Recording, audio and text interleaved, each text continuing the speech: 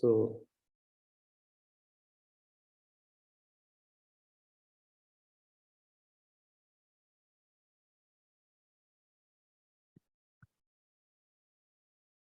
can you able to see my screen? Yes, sir. Yes, Yeah. sir. Thank you, Anandal, and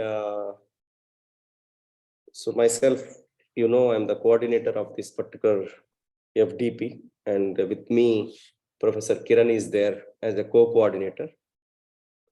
So without wasting much of our time or without spending, because many people may not have the dinner, including me. So I'm going to talk because this particular thing is about smart manufacturing and additive manufacturing for biomedical devices, where it comprises of smart manufacturing and additive manufacturing, because we are going to talk about finishing of additive manufacturing and other things.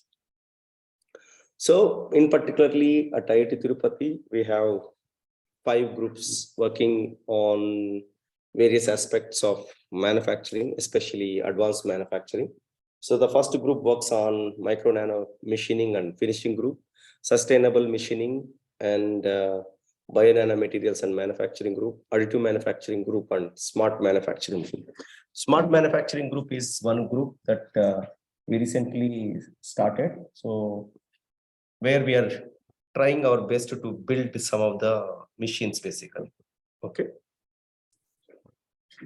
So I will just take to you one by one what are the groups that it work, so that you will get some glimpse of what we try to do. So first we will take you to micro nano manufacturing group. We try to work on micro machining, where we are getting a laser micro machining center where we can do a lot of micro manufacturing, micro machining, micro texturing. So periodic texturings, and I mean to say you can have super hydrophobic, super hydrophilic surfaces and other things. Apart from it, we have already one project on laser micro machining and nano finishing using of drug eluting stents for cardiovascular applications. That is one. That is what you have seen, biomedical applications. Second, we are also having microfluidics, and we have completed one project on nuclear applications, that is nuclear back-end fuel cycle, which I cannot tell much things because of nuclear and other things, where we have a small micro reactor where the reaction can be enhanced, and at the same time, so whenever the nuclear fission reaction takes place, uranium 235. So what will happen is, whenever the nuclear waste comes, they say that it is approximately 7% of nuclear waste is still there. So with these reactors and other things in a mass scale or something, what they can do is they can extract some of the energy using nuclear back-end fuel cycle, where with that energy, they can illuminate Mumbai, a city like Mumbai, for approximately 3 days. That much power they can generate from that. So that's where the nuclear back-end fuel cycle works. So another automobile industries, we try to do micro machining or fuel injector nozzles. As you may be thinking that already the people are moving towards electrical vehicles, but still in India, still we have automobile and other things. So another one is coatings and texturings also we work. So on the micro nano, so micro you have seen, now we are coming to the nano. So nano, we work on mostly onto the finishing process. Okay, some of the finishing process will come at the later the stage. Some of the finishing process that you are seeing here. One of the finishing process that is deterministic based finishing process. You can see here. So you have the purple color spheres and brown spheres. Okay, so are pink spheres. So the purple ones are abrasive particles and pink ones are your CIP particles, carbonyl iron particles. It is a liquid which is going here, and when the magnetic field is applied, you can see here this waviness is a magnetic field. So magnetic field, it forms a chain, and this chain will undergo some shearing action when the component comes into the picture. So because of this, what will happen is you can have the finishing action. For example, if you see here, the last picture, I think I need to take alternate. There is a laser pointer here. Will not take.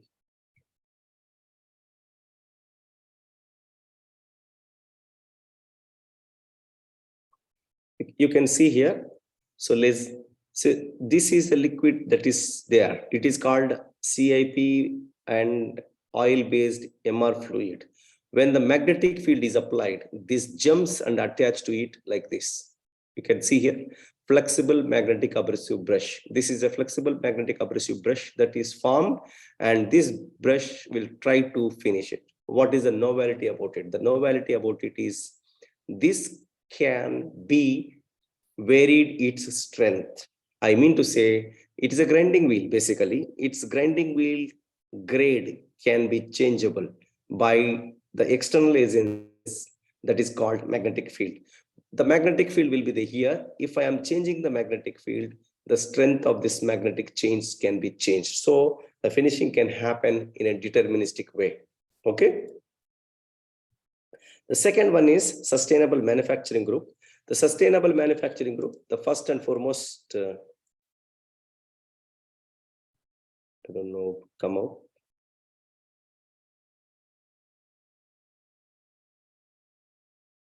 No way.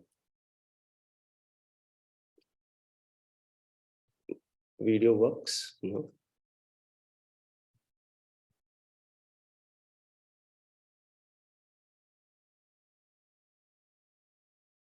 My cursor.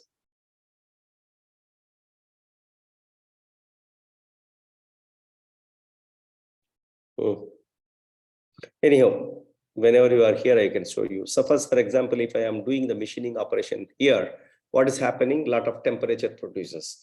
When the temperature produces, how to overcome that? Whenever we want to overcome that, what is the basic problem that you can overcome is that you can go with two options. One is multiple times harder tools, or you can go with cutting fluids. Whenever you go with the cutting fluids, these type of emissions you can experience. These emissions are very dangerous. Okay, so how these dangerous, you can see here. This will cause various problems like dermatitis, chlorinac, and bronchitis and other things. So mild bronchitis and other things. These are all. So whenever you inhale it, whenever it goes through your skin, whenever it falls on the skin and other things. So what we try to do is we try to develop our own cutting fluids.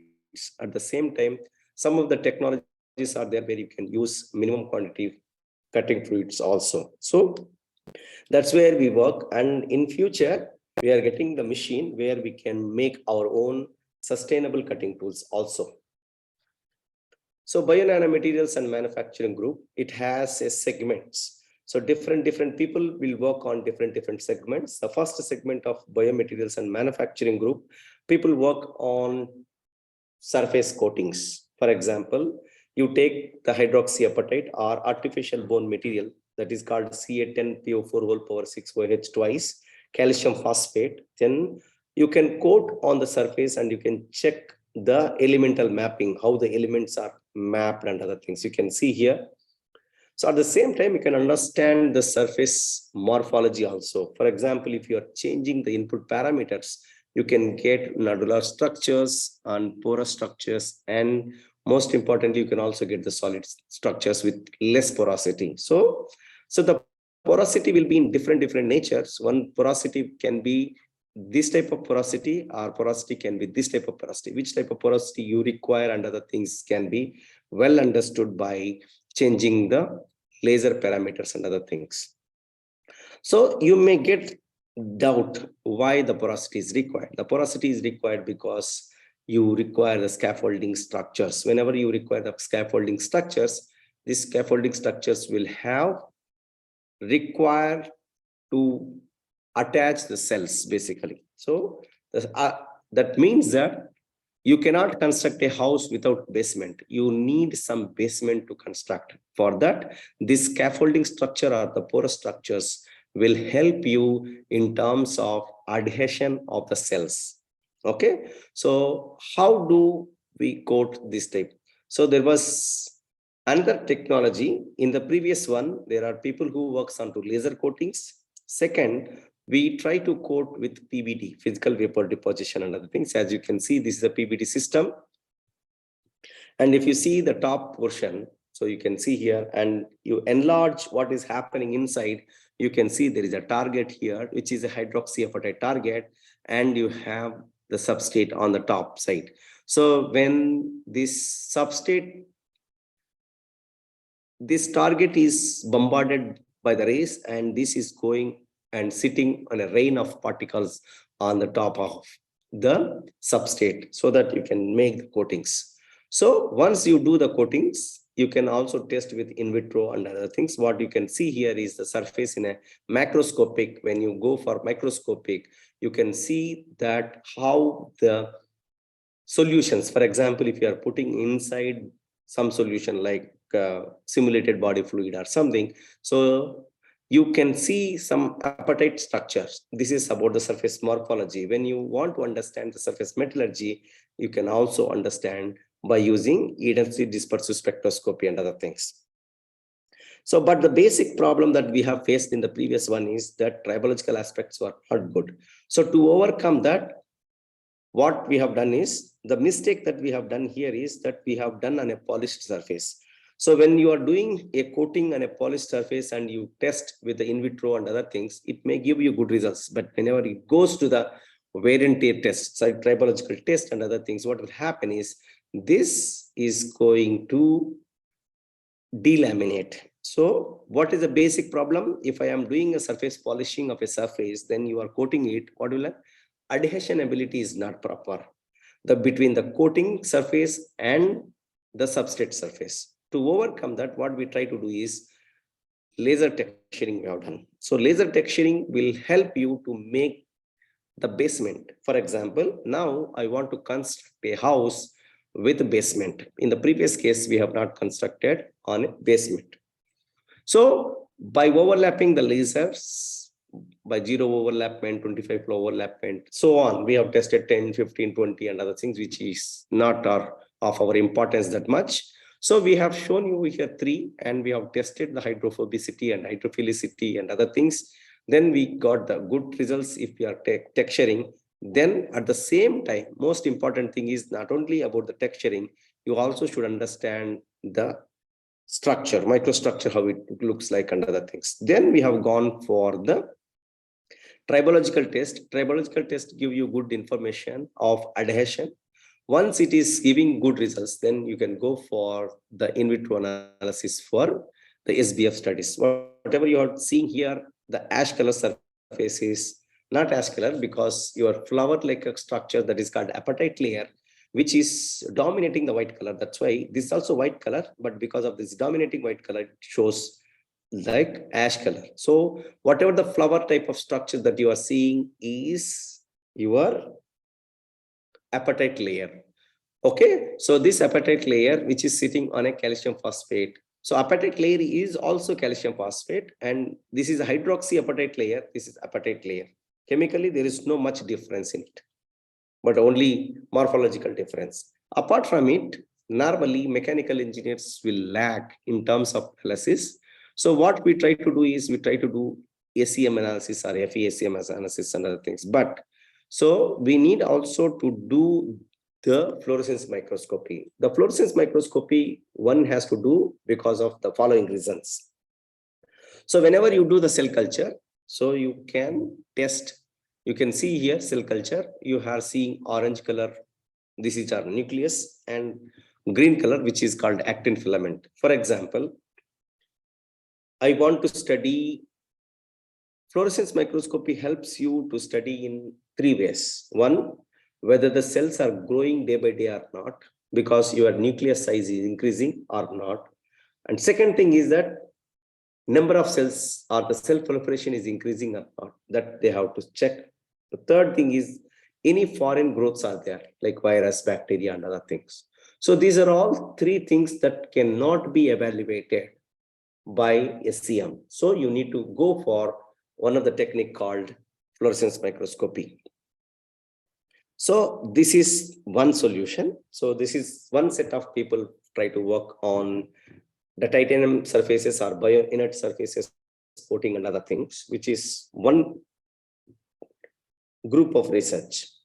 So what is the advantage? This is the current trend the Indian people are following. Whether you take a titanium implant, whether you take a chromium cobalt iron or something, what is it? They are coating onto the surface, and some people, it cannot be affordable for them, so they are going for non-coated also. Okay, they can go directly with titanium implant and other things. But what is the problem here?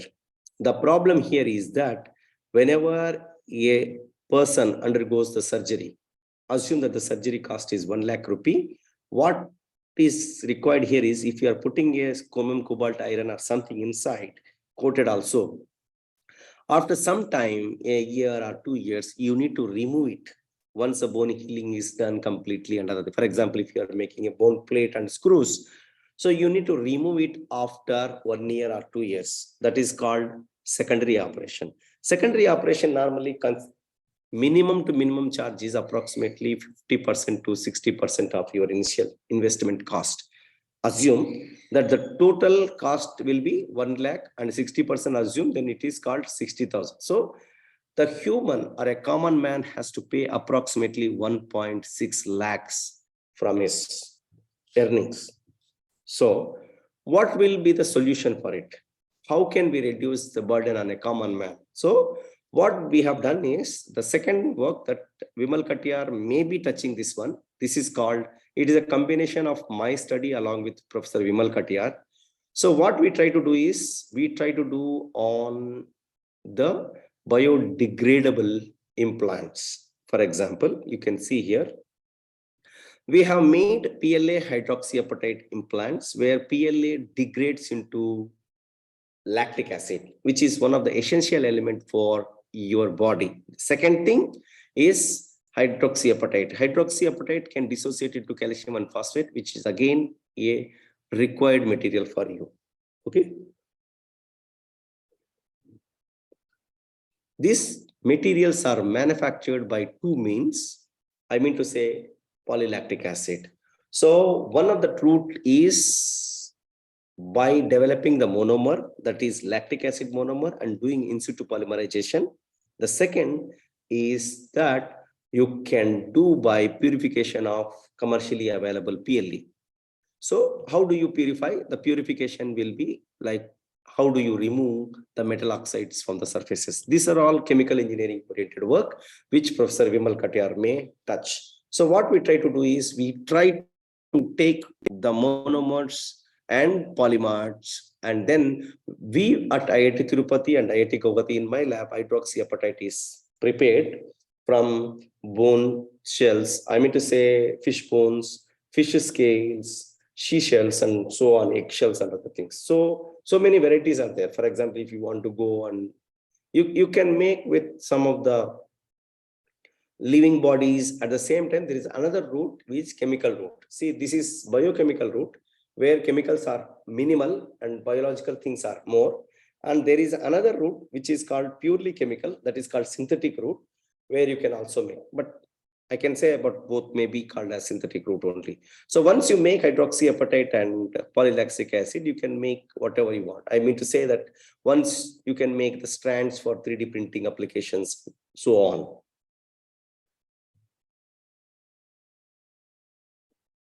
Now you can see here what are the implants that we have prepared as per the ASTM standards and other things. There are standard ASTM standards and so on, US standards and other things for making a cortical screw, cancellous screw, staples, plates, 10-man pins and other things. So this comprises of PLA and nanohydroxyapatite. And why this nanohydroxyapatite means, you don't think much. It is just a nanoparticle that we are imbibing inside polylactic acid and other things. Okay. So now we have patented this, almost all 4 patents. We have clubbed somewhere the technology, and we have patented the 4 technologies here. So now what is the advantage of this for a common man? Common man advantage is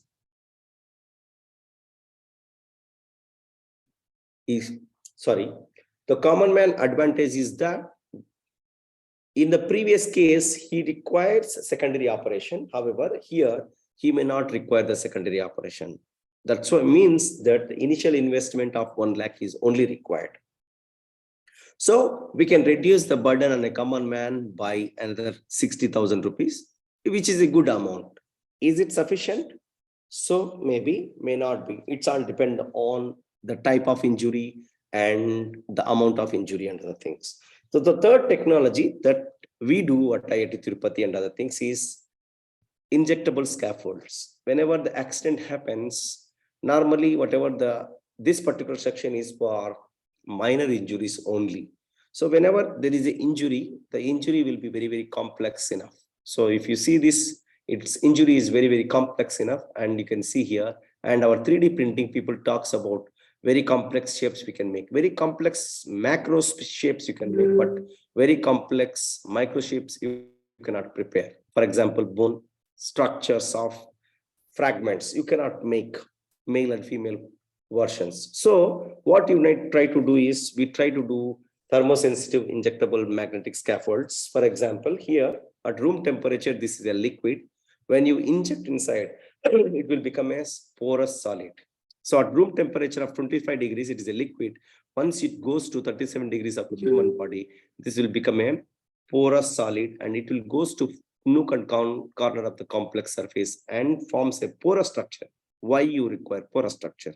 Porous structure is required because bone has to grow from both sides. For example, if you see here, it will grow from this side, it will grow from this side. Because of that, what will happen? After some time, it will collapse or fractures and goes as an integral part of the body, because you have lactic acid monomer, and you can also sometimes you can use PCL also, polycaprolactone. So caprolactone also is useful for the body, and anyhow lactic acid is useful for the body, and calcium phosphate also useful for the body. So you can go for this type of structures. Now, what is this addition of this one? For example, if you see the second case, so 1 lakh rupee is required. So why 1 lakh rupee is required? Because pre-processing, for example, if the person is getting operated, in that circumstances, he will be checked BP, cardio, so on. So pre-processing will take 10 to 15,000 or 20,000 sometimes. And once the injury is operated, so you need to stay in the hospital for next 2 to 3 days, rehabilitation time and other things. These are all normally accounts approximately 40 to 50% of your amount. At the same time, implants also will cost you some amount. So here you don't require much operation theater and rehabilitation time and pre-processing, because it is just an injection type of thing. Okay, so approximately 60 to 70% of amount you can directly reduce. That means you can do all these things in a maximum of 30 to 35,000 rupees only. That means the common man burden from 1.6 lakhs to 1 lakh to approximately 30 to 35,000 came. So this much indirectly what we are doing is we are doing a service, not to the directly or something, we are doing to a common man help. This is how the research should be. Second, since we have the knowledge on hydroxyapatite, extracellular matrix, polymers, and cells and other things, now we are doing the work on 3D bioprinting. 2 people currently working at who are going to help you throughout your physical thing. So 2 people will be working. One is Venkatakrishna and another one is Amay Abhay Reshma Dokle. So these 2 people are working on some of the interesting aspects. Those are 3D bioprinting and other things. Coming to the main additive manufacturing group. So those are also additive manufacturing only, those 2 people also. So in additive manufacturing, our main goal and funding, if you see, it will be purely on most of the time additive manufacturing. If you see, for example, so 3D printing, if you have a 3D printer, you just generate a CAD model and you can print it. But the problem is how to put into a practical this one. So this is what you can 3D print it, but this is not a ready component to put into practical case. So what I mean to say is that if you want to put into the practical case, the thing is that you cannot put. In that circumstances, what I mean to say is you need to do a lot of post processing also. Okay.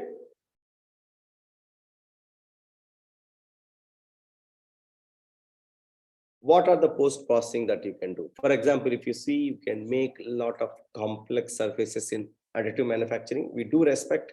And if you don't do the post processing of these things, these jet engines and other things, it will be nearly difficult to use. For example, if you are making any type of engine, rocket engine or any engine, if you unable to do the post processing of these complex structures, so it will be nearly difficult for you to put into the practical condition. Okay, so what are the varieties of additive manufacturing? Professor Venkaya is going to talk you on various types of additive manufacturing techniques in the first lecture once you arrive on Monday. So Monday morning. So for your information, that so Monday morning, the first lecture will be taken by Professor Venkaya ji. So he will be talking on various types of additive manufacturing processes so that you will get to come across. So I'm going to talk on post processes of additive manufacturing now. So for example, if it is a polymer based, you can do a lot of, you can just shear it off or you can tear it off and other things. For example, if it is a metallic based, so the first and foremost process is how do you dismantle the component from the base. So you can do by iridium process. So you can see some of the sophisticated setups at IIT Tirupati, which is one of the sophisticated setup. I can say you may be seeing the iridium, but our iridium is, it's a class apart. It's from Switzerland, so which cost us about 1.2 crores. It's a 3-axis and some of the other additional axis is also there. So approximately 5 axis we have. So whatever the complex surfaces that we want to generate, you can generate. And at the same time, our wire that is we use is very, very small compared to the commercial wires that are available in the Indian market also. So you can see here how the surface or the 3D printed component can be dismantled or you can dislodge from the base by a thin section of wires that is called iridium process. And you can also cut into what are the shapes, as I said, no? 5-axis machine, you can cut any type of workpieces here. You can see basic drawback. Once you cut out the component, you have to understand the component. And if you see the component is very, very rough. Normally, the surface roughness varies from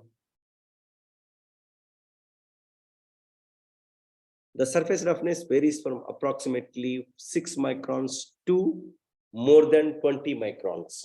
So these type of components you cannot put into practical application because of surface morphological issues.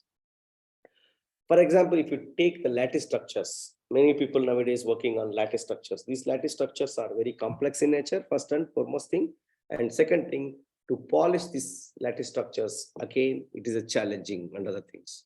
Okay, so these are the surfaces. Just I want to show you that these surfaces are maybe simple and complex, but you need to do the machining of this one or finishing of this one. Otherwise, you cannot put into the practical application. For example, the initial, this one, you cannot put into practical application until unless you can convert into like this. There is a DMG Mori setup. For example, if you see here, this is a 3D printer, which is a direct metal deposition oriented, and it has a milling cutter type also.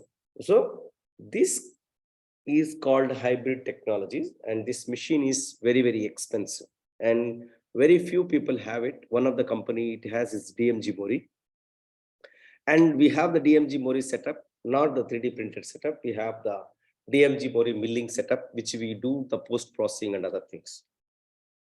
So how we can do the surface finishing process for additive manufacturing?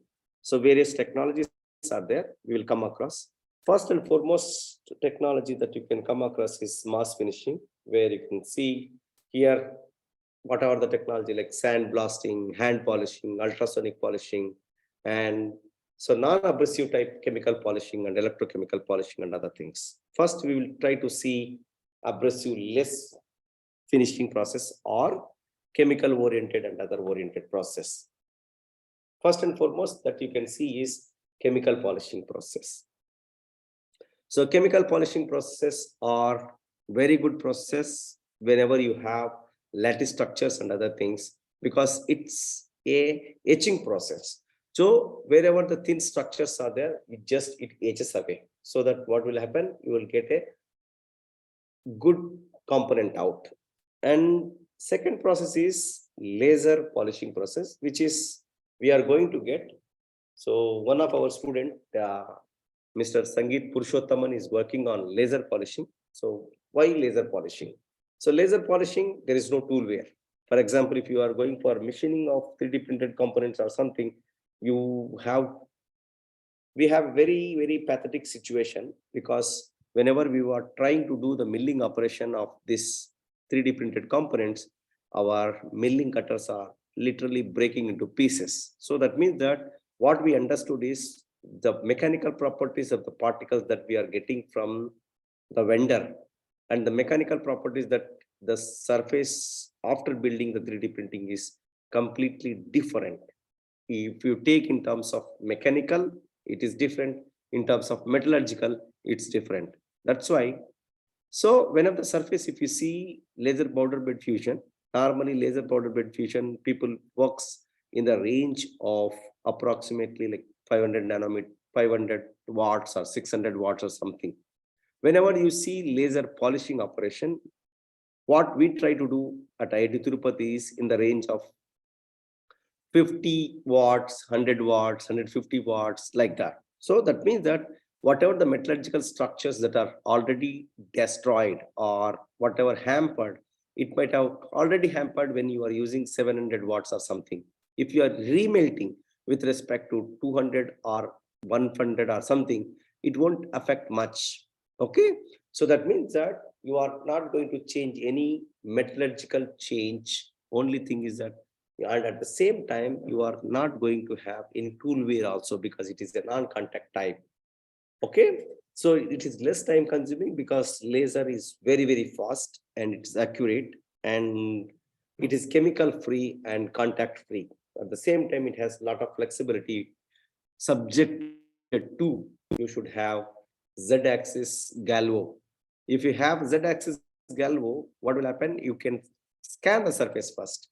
Once you scan the surface, automatically the laser will align according to the surfaces, so that you can do 3D surface polishing also. So our machine has capability. Currently, we are getting that machine. That machine has a capability to polish this type of surfaces. As you can see here, how the laser remelting is taking place. Okay, so what are the input parameters that we can play? Laser power, scanning velocity, laser beam diameter, track offset. So track offset plays one of the crucial role, because laser, most of the laser we also use and you also use forms a Gaussian beam distribution. Gaussian beam distribution means you have a pretty high temperature at the center, but low temperatures at the corners, like a 6 sigma curve. So what I mean to say is that these two surfaces on both sides, you need to have overlapping. If you have overlapping, that you can do by track offset and other things. Okay. You can see how the surfaces are polished and other things. One of the theses that we have done by a foreign student which worked with us at IIT Gauhati. He worked on laser polishing of ceramic features. Okay. So we have taken the ceramic features and we have done the laser polishing on top of it. And it works fairly good, but we have done some tweakings, which our paper will come in soon, that you can see. Okay. So applications of non-abrasive or abrasive-less finishing processes are, you can see how the surfaces look like after finishing and before finishing. So these are the surfaces. Now we are moving into second main version is abrasive based finishing process of 3D printed components. So for example, if you have complex surfaces, again, you need to polish either by abrasive-less processes or abrasive process. So the first and foremost thing is comes to your mind whenever abrasive is there. So once you take the component, you have to remove basic undulations. The basic undulations you can remove by sandal blasting or bead blasting or many varieties of these things like this you can see here. Okay, so this is how you can bombard with air jet, you can bombard with abrasive particles, you can bombard with steel balls and so on. So second is mass finishing process, vibratory ball finishing. At the same time, another one is you can say centrifugal iso finishing. So some of the people, they may be thinking that what is the difference between these processes. So normally these processes, centrifugal iso finishing and vibratory ball finishing and other drag finishing and other things is that in centrifugal iso finishing, they also use some of the chemicals. Okay, so that depend on your workpiece surfaces and other things. I'm not going to take much time of yours. Okay, so you can see here another thing is that you can do by robotic grinding process. For example, you have 3D printed complex surfaces like knee implant, hip implant, and these are all the things. So what you need to do is you need to do the polish of these surfaces enormously. Okay, so what is the drawback of these systems? These systems will cost you enormously. For example, if you want this many accesses robots, okay, so the programming of the robot, handling end effectors, so on, it will cost you few crores of rupees. To overcome that, we have developed one of the technology at IIT Tirupati. Acknowledge will be given also to IIT Guwahati as well as IIT Kanpur, because this particular work is continued from my PhD and other things. So there is a machine which is called abrasive flow finishing setup, where you can use this machine tool. And the second thing is the fixturing, whatever you are seeing here. This red one is the workpiece, and flanges you are seeing here. This is one flange and this is one flange.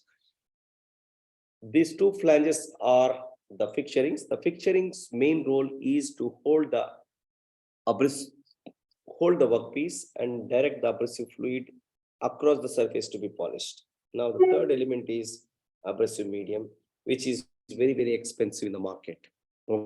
Okay, so how this particular fluid works? So this fluid works on viscoelastic effect. So to know this viscoelastic effect, almost all it took me 2 to 3 years. Okay, initially I was using some other rheological properties medium, viscoplastic, elastoplastic, so on. Okay, so then we came across some of the concepts to understand the rheology and so on.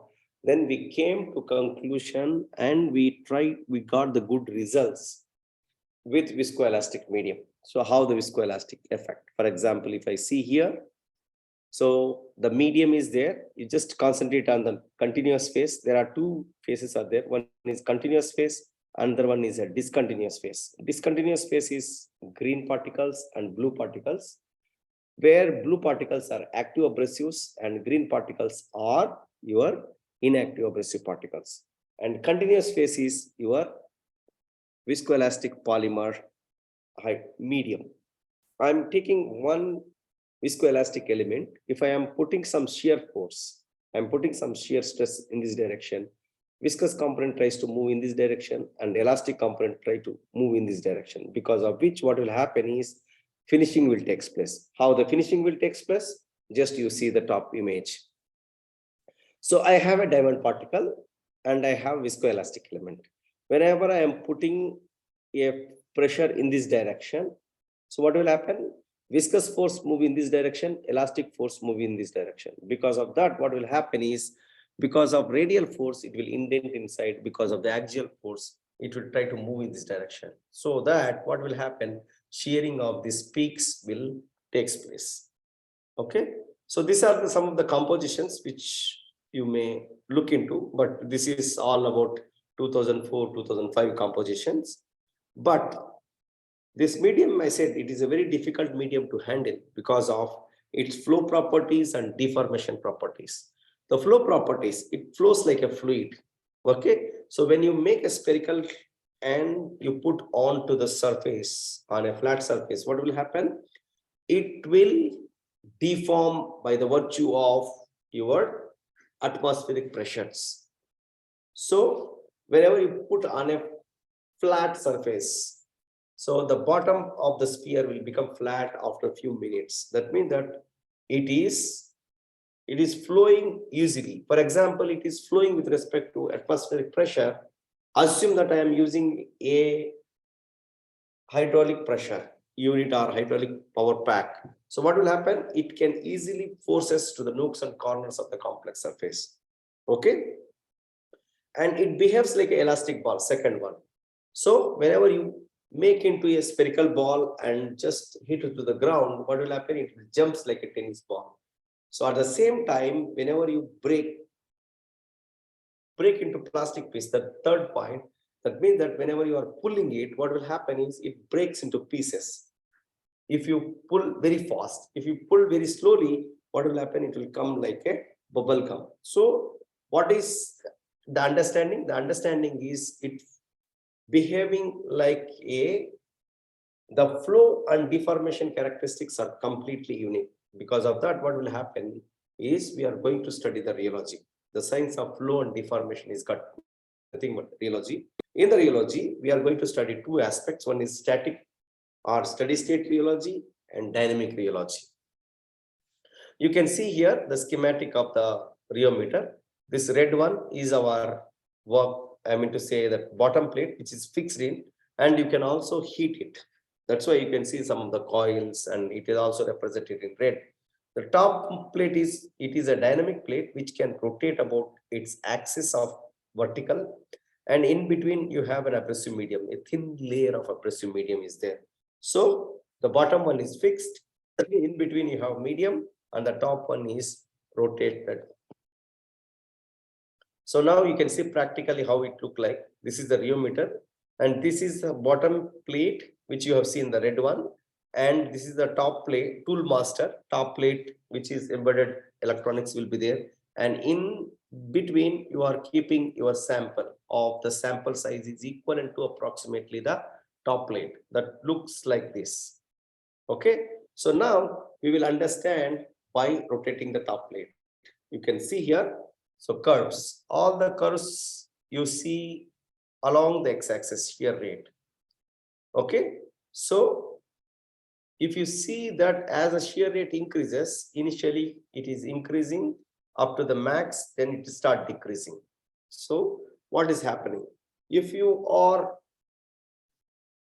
rotating the top plate slowly, what will happen? The polymer chains climb one over each other and unity comes into place. Slowly, as it increases its velocity, what will happen? The polymer molecular chains climb one over each other, because of which what will happen?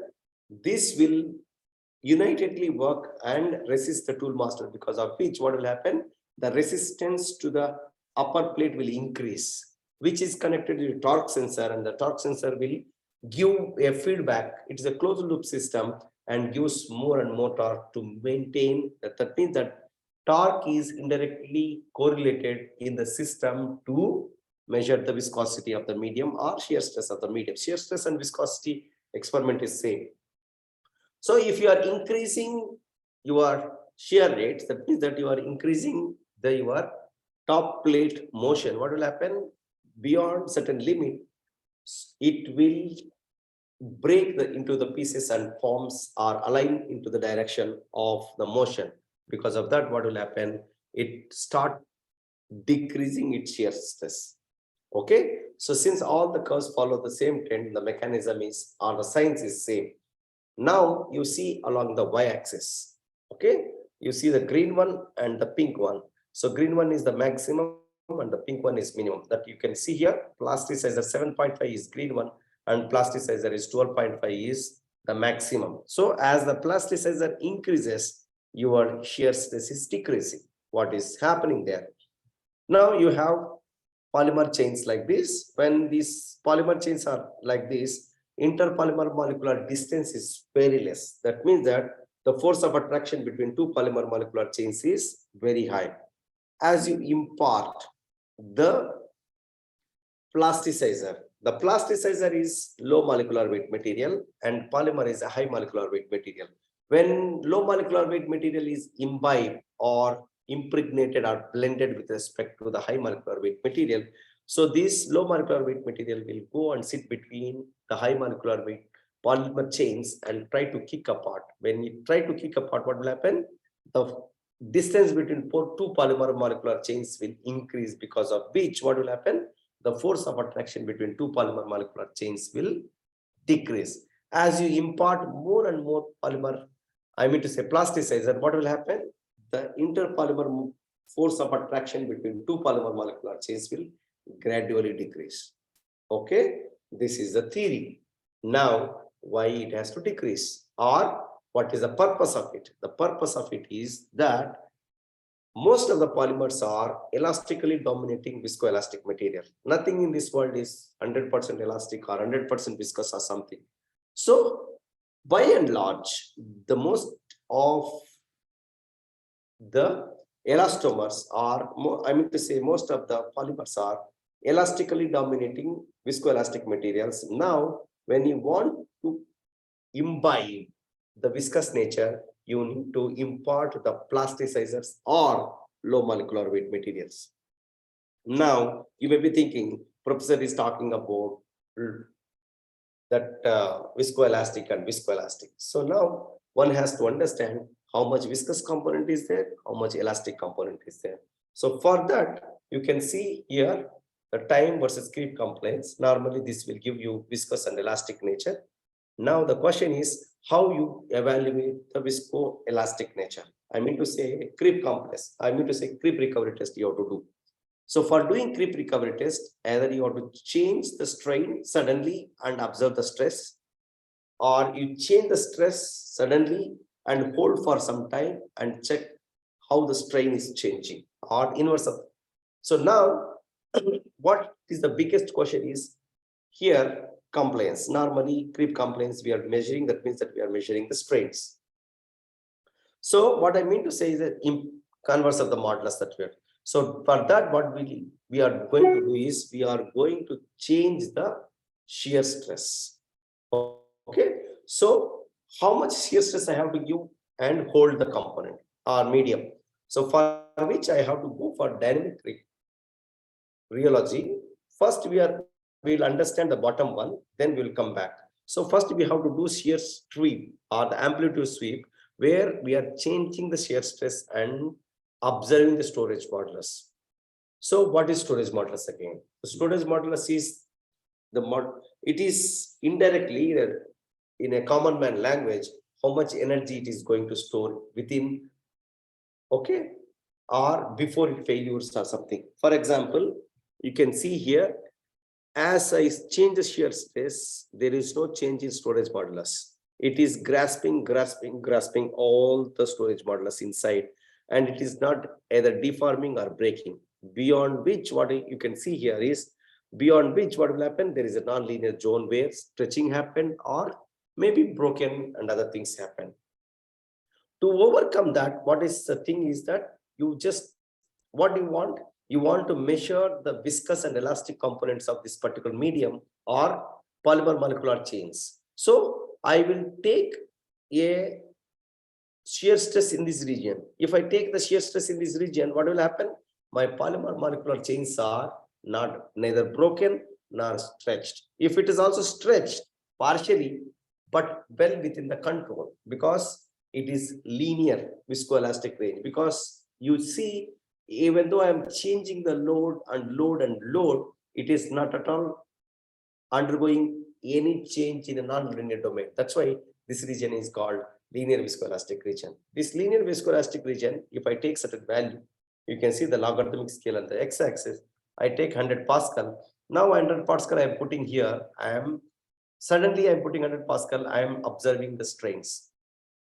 A to B is viscoelasticity and B to C is elastic recovery. So now from this I can measure viscoelasticity. I know that means that viscous and elastic, and I know elastic recovery. That means that I can easily calculate by subtracting it the viscous component also. Once you understand that viscoelasticity and other things, now you have the recipe with you. So now you have wheat flour. You can make chapati, puri, dosa, whatever you want, you can make it. Now I can see here viscous component, I'm changing here and I'm observing the change in roughness. So if it is 35% of viscous component, that means that 65% of elastic component is there.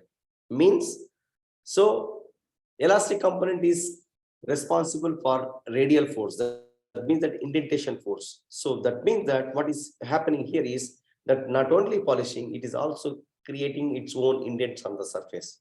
Because of that, you can see the surface roughness is not up to the mark.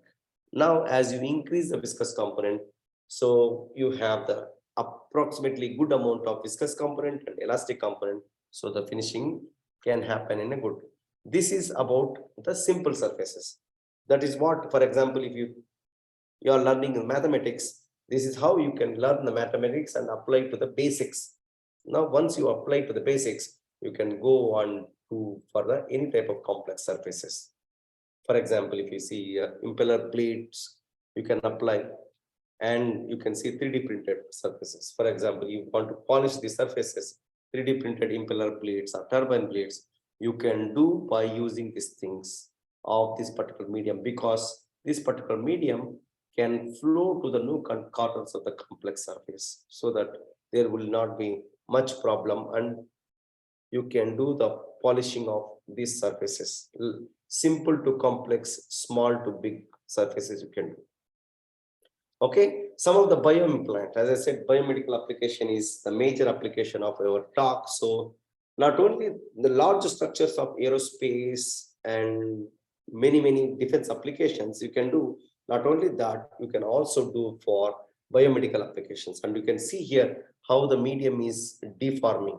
This deformation is the main thing, that so that the medium can flow and deform across the surface to be polished, so that any type of complex surface you can polish. As I said, not only about macro features, we also try to polish the micro features such as drug eluting stents and other things. Okay, so the smartness, I have not shown here the smartness. See, our journey started from 1996, where I am not the part of 1996 and other things. So we built the machines, and smart manufacturing comes in the 2019 and 20, as I said. So once I joined IIT Tirupati, we have started our machine buildings and other things. Previously, you can see here how we are converting our machines from normal laboratory scale to a super sophisticated commercial machines. I think we have the big, this is anatomical structure of the machine, and this is the machine that you can see at IIT Tirupati. Once you come, this machine has a capability. It's a smart machine that we have built on a lot of the sensors and HMI. This is called, you can see human machine interface, where you can control the number of cycles, extrusion pressure, so on. What is the medium temperature that you want on the medium cylinders, so on. You can do and other things. And not only that, we can also sell this machine. We have already sold these machines to n number of companies. Sorry, that we have sold this one of the machine to one of the industries, and we are in conversation with some of the industries that to make this type of structures. Okay.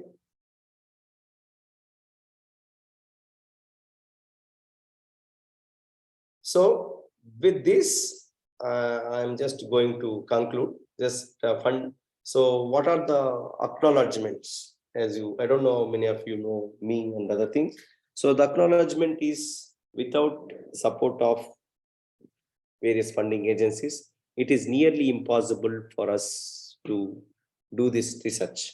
So I started my journey at IIT Guwahati in 2012 with 5 lakhs, then Baba Atomic Research Center, BRNS about 23, then DST, where you are seeing the machine is about 1 crore funding, then DRDL about 75 lakhs. Then comes the big grant on biomedical devices, that is about 60 crores, which is funded by DIT, which is now MIT, Ministry of Electronics and Information Technology. Then comes two projects with IIT Kanpur and ISC Bangalore, which is about 3 plus 3 crores. Then comes SERB, about 45 lakhs. These are the current ongoing projects.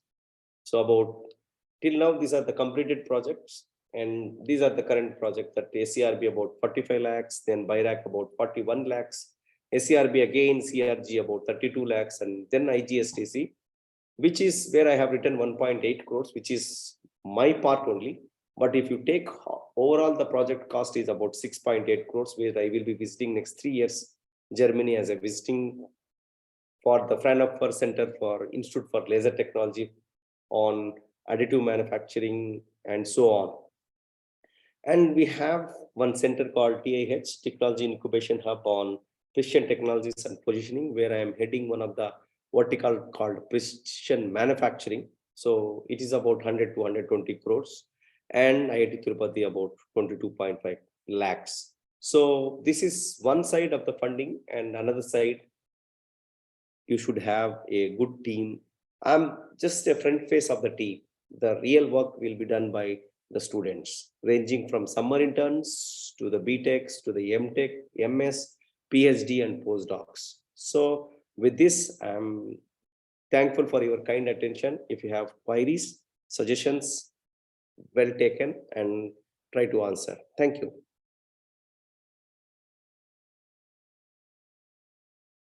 Yeah, so anybody has queries?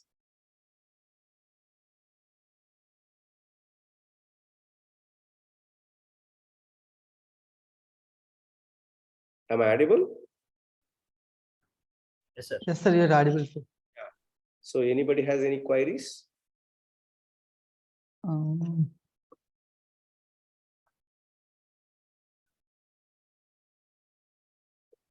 Some of the things I have shown, some of the things I will show you once you come here.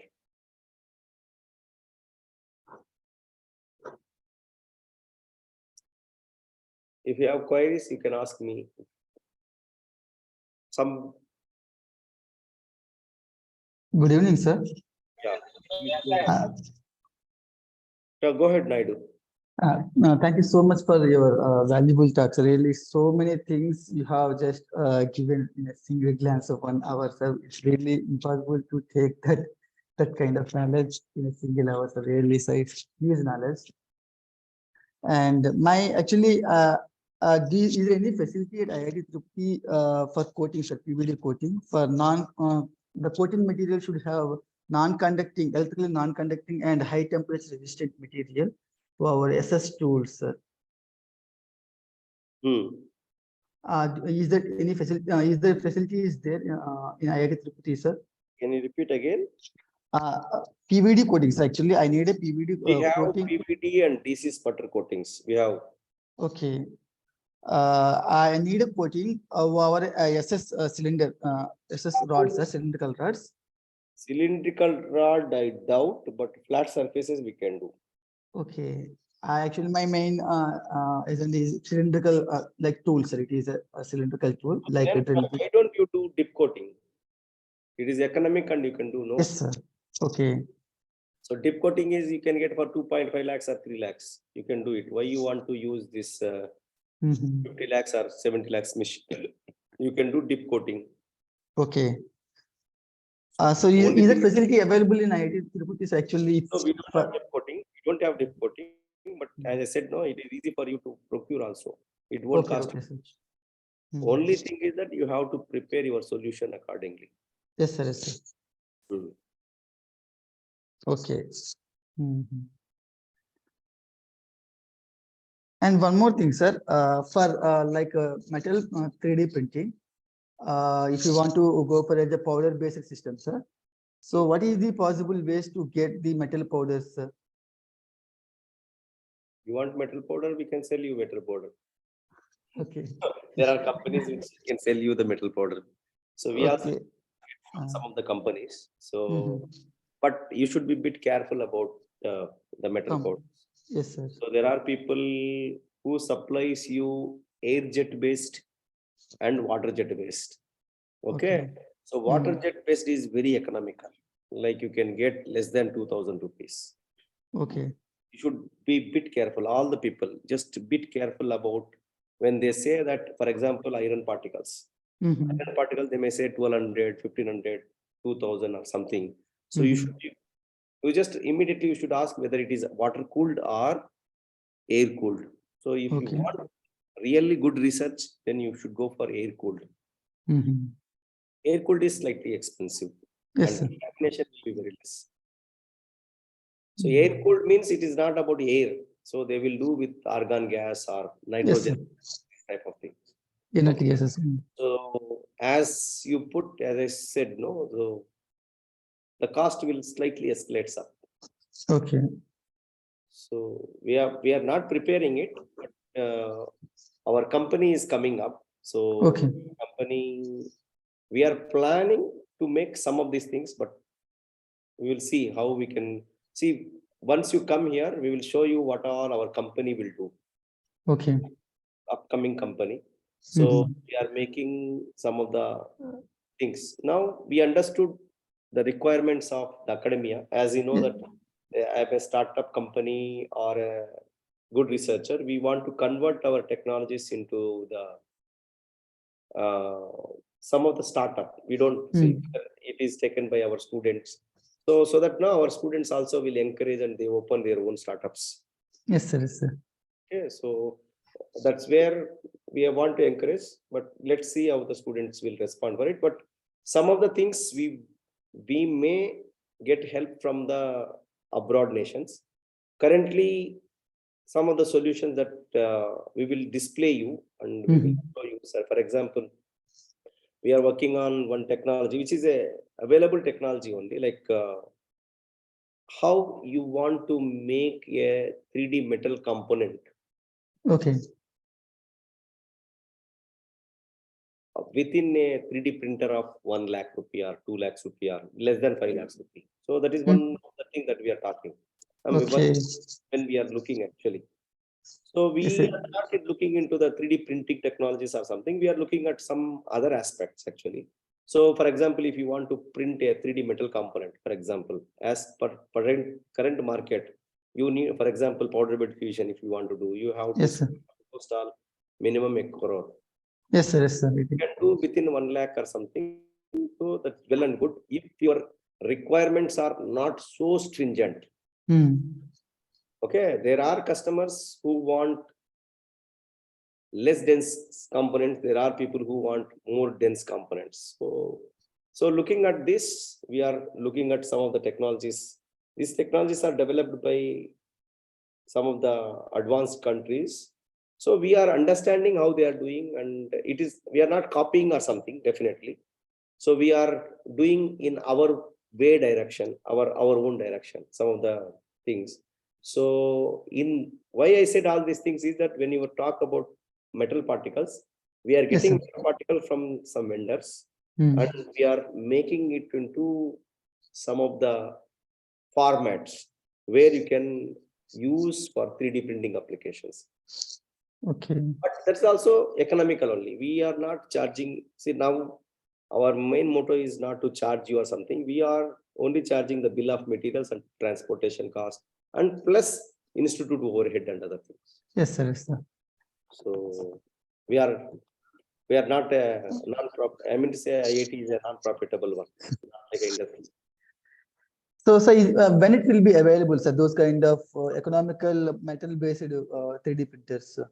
So 3D printer we are not going to give you. 3D printer we will tell you that which 3D printer you have to purchase. Okay, okay. You mentioned. We will provide you the raw material. Yes, sir. Yes, sir. When you are discussing about. See, our motto is to see 3D printer is like a SIM card. Yes, okay. Sir. Every month you need to recharge. Recharge it is. Going Yes. to recharge you. So we are recharging agency like that. Okay, okay. Not only that, we are also doing a lot of things. We will explain you in the app because some are confidential things that if you want, you can, we will, how we are doing all these things, we will show you. Sure, sure, sir, sure. Once you come, you just remind me, I will tell you. I can tell you all the Definitely. problem. Definitely, sir. And one more thing, sir, last one, the AFM setup, what you are going to means sell, means what would be the cost, sir, means that AFM setup? That we gave to the industry at 48 lakhs. Okay, Okay, but currently we are giving to 7 machines to one industry, 7 machines. So first machine is a prototype that we are giving, laboratory scale prototype.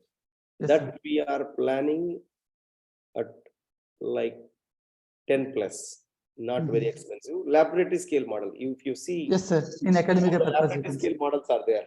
Okay, they say that the first version they want laboratory scale model. So we are giving them laboratory scale model. So like 10 plus, like in between like 10 to 15. Okay, So that okay, sir. once it is fine, they say that they want to do for their laboratory purpose only. That's a big company. I cannot Yes, name. sir. You can Yes, ask. sir. So it's a, I mean to say 20,000 crores company, Okay. turnover company. It's a, So I think maybe that laboratory thing can be useful for academia purpose, I think. Is it okay, sir? I don't know. I don't know. So I cannot comment about that, but yeah. Okay. So it's, I don't know exactly turnover. It's a, I'm just saying it's a one of the company which also entered into 3D printing. Now it's a different big company. I mean to say, for example, Nike company entered into a water bottle, for example. Okay. Yes, sir. It's a Yes, big and company. different domain for them. Yeah, so like that. Okay. Okay. Thank you so much, sir. Yeah, thank you. If you have any other doubts, other people, please. Good evening, sir. Yeah, please go ahead. Myself Ajay Kumar, sir, from Anamachar Institute of Technology and Sciences, Rajampet. Rajimpet. Yes, yes, sir. Yeah, please, Ajay. Sir, I have a question, sir, regarding this laser surface modification. Sir, if surface modification will be done by a laser, how its impact will be there on cell culture and microbial studies, sir? So we have already done that work actually. So it's all depend on what you are generating. For example, if you have a titanium, okay. So if you do laser texturing or laser polishing, what will happen? It is already a reactive material. Once you are giving temperature to it, what will happen? It will form oxides. So it will good for titanium oxide formation is good for your surface, but bacterial culture. Okay, okay, sir. But there is no much impact because of this laser, what do you call that, gas, or else the power supply which is given. Such effect will not be there on these microbial studies, sir. Because of this oxide layer, everything is Bacteria don't know what is laser. Bacteria okay, know only what is the surface. okay, okay, sir. Okay. Okay. So bacteria know only two things. One is what is the surface morphology and what is the surface metallurgy. Yes, sir. So one side, whenever you try to do laser, so melting and evaporation will take place automatically. That means that it will give you some texture, definitely some texture. So that is called surface morphology. At the same time, for example, I said, if you are using it for titanium, mostly you will use for titanium, biomeans. So titanium will have reaction. So the texture that you are forming will have abundant amount of titanium oxide, which is again a biocompatible material. Yes, sir. Yes, sir. Not a biomaterial, but it is a compatible material. Biocompatible. Yes, sir. And one more request, sir. When we have a offline session, can you enlighten us how to write a proposal for any funding agency? Because most of we people as researchers in a private engineering colleges will look for some enlightenment about how to write a good proposal which can get through all these stages, so that a minimum funding can get for to carry out the research work, sir. Thus, I can teach you, but I cannot tell you officially because this particular FDP is not in that domain. Yes, sir. But We can just have whenever a there is half an hour session on. We can have a small session on that also, not a problem. okay, okay, sir. Thank you for that, sir.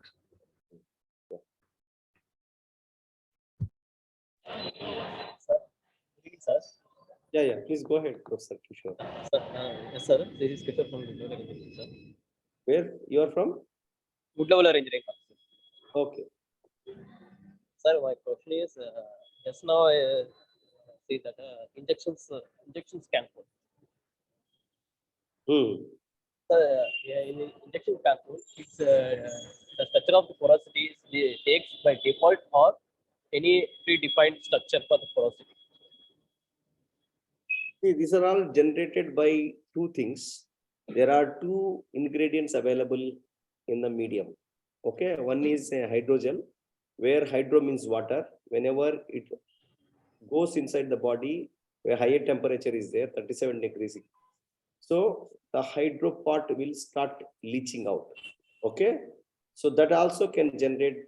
At the same time, if you want a specific size and other things, you can leach out by porogens. So bioactive porogens are there. So these porogens also we can add, because of which what will happen, you can generate varieties of pores. I mean to say porosity you can generate. We can generate that porosity, sir. You can generate by porogens. You can also generate by some of the outgoing water also, no? So water hydro is there, no? Hydrogels. Yes, sir. Yeah. What should be the amount of void in the porosity, sir? That's all you decide, depend on what type of hydrogel you are choosing and what are the type of porogen that you are choosing, what is the size of the porogen and other things. So you can take as per your requirement. Sir, how can decide this? How can you decide means? How to do this? No, I mean, for example, whenever you go to shop, how do you decide purchasing of apple? For example, one rotten apple is there, one, I mean to say this, you choose as per your requirement. Okay, there are multiple varieties of fruits are there also. I mean, sorry that I'm just, see, whenever you try to do some research, you should have predefined your requirements. And yes, sir. if you have pre-required defined requirements, according to that, you can do. For example, I want a 10% porosity. Yes, sir. For example, you take a bone structure. So the porosity will be there more inside and less outside. So it is called, you can see as cross section goes, it will have more density. So according to that, you can make. So you can make a 3 layers or 4 layers or something of different porous structure. So what I mean to say is that, for example, if you want 10% porosity or 20% porosity, according to that, if you have to mix your porogens. I don't know whether you understood what I mean to say. Yes, sir. Sir, is any optimization techniques for this porosity? So optimization technique, we don't know optimization technique. We normally do by the experimental method only. Okay, so there is nothing like, we don't do some simulations or something. No, recently we are doing some things, but we have not achieved some good great goals or something. We just started, but what we do is purely experimental. So for example, if I want to get the porosity, what we try to do is we try to get from the literature one, or from the experimental data of some other requirements. For example, micro CT of a particular patient bone or something. According to that, you can decide what porosity is required, and according to that, you can do the reverse engineering for the porosity. Hello. Yes, yes, sir. Yes, sir. Yes, sir. Anyhow, you will be there next week, so you can ask me multiple times how we try to do, so that you can understand much better. Actually, I decided design in scan for my research work. So I want to change the porosity, that one. So that's why I asked any optimization technique for the porosity and regarding this injection scan code also. No. First of all, you have to see which type of bone that you are targeting. So I think you are for orthopedics only you are designing, no? Yes, sir. Pivot one. So for that, what is the average level of porosity that is available? So there are multiple type of bones. Whatever now you are seeing is a dried bone. What about a healthy bone inside the body? What is the porosity, literature and other things you should know, because you are going to put into a, you are not going to put into a dry condition environment. You are going to put into a liquid or lively condition. So lively condition porosity you should know before you just optimize. Or you, for example, if you know already porosity in the, this one is 7% or 8%. According to that, you have to beat the bush around it. Not that I will play with 5%, 10%, 15%, 20%, 25%. Sometimes now we see that some of the PhD students, they will be doing 5, 10, 15. So there is no meaning in that one. So when we ask them what is the basis to choose this, sir, we are choosing for the with a high 5% intervals. No, no, no. So the basis should be the practical condition. You first check the literature of what is the porosity of the particular bone that you are targeting, and beat the bush around in an experimental condition and other thing. That will be better option rather than changing like this much variation, like 5, 5, 5, 5, 5, like that. That is the one suggestion that I can give you. Thank you, sir. Okay. So Okay, thank you. any other doubts? You have any doubts or something, you can come here also, we can discuss, not a problem. So thank you for your thing. And one happy news is that for all the people, previously we thought of putting you in the boys hostel, and later we came to know that when visited and other things. So boys hostels are, anyhow I'm stopping